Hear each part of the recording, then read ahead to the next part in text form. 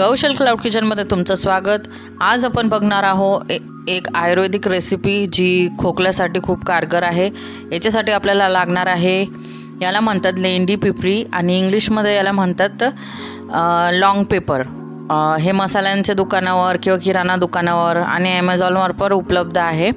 याला छान भाजून घ्यायचं आणि याची पावडर तयार करून घ्यायची आणि पावडर शहदमध्ये मिक्स करून 1 चमचा शहदमध्ये तुम्ही याला घेऊ शकतात।